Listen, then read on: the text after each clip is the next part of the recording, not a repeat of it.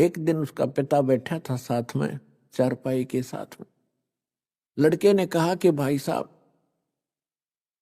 एक काम कर, अब मेरे कफन की लकड़ियों की तैयारी कर ले, तेरा मेरा हिसाब हो गया, अब केवल लकड़ियों का और ये कफन का हिसाब किताब शेष है, उसको कर तैयार। अब उस व्यक्ति ने सोचा कि लड़का इतना डिस्टर्ब हो गया, इसका मेंटली डिस्टर्ब हो गया, यो मुझे भाई कहता है। उसने कहा बेटा मैं तेरा पिता हूं, तेरा बाप हूं मैं। बोला नहीं, तू मेरा भाई है, और विचार कर मैं तेरा वो भाई हूं जिसको तूने विष देकर मरवाया था।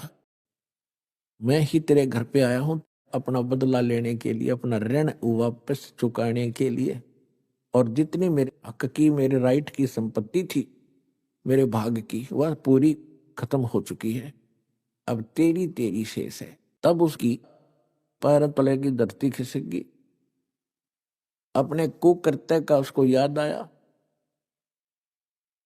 तब उसने पूछा कि अभी एक बात बता दे, मैंने तो जैसा जुल्म किया था मेरे सामने आ गया, एक ही पुत्र हुआ, आगे आस नहीं, मेरा तो कुल नाश हो ही गया।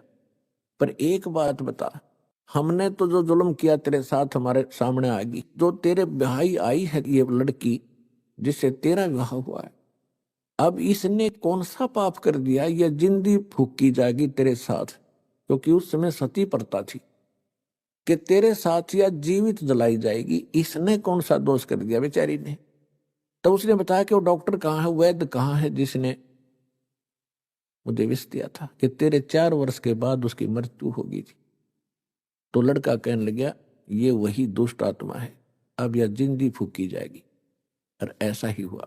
ये कहकर शरीर छोड़ गया। तो यहाँ कहते हैं परमात्मा ने सूक्ष्म वेद में बताया है, एक लेवा एक देवा दूतम, एक लेने आ रहा है एक देने आ रहा है, और कोई किसी का पिता नहीं पुत्र। ऋण संबंध जुड़ा एक ठाठा, अंत समय सब 12 बाटा। और इसको फाइनल समझ लेना, जो भी आपका बेटा है या बेटी है, पिता या पुत्र है या माता है, पत्नी है, ये आपका लेन देन कोई ऋण है इनके साथ, ये पूरा करना पड़ेगा। अब ये है कि जैसे हमने किसी का ऋण देना है और हमारी इनकम इतनी है नहीं, तो हम हमेशा भयभीत से रहते हैं, लज्जित से रहते हैं। और यदि हमारी इनकम ठीक हो जाए तो ऋण दे देंगे, खुश होकर, क्या हो गया, ऋण हो भी जाता है, कोई बड़ी बात नहीं। तो अब परमात्मा आपको ऐसी नौकरी देगा, ऐसी भक्ति देगा,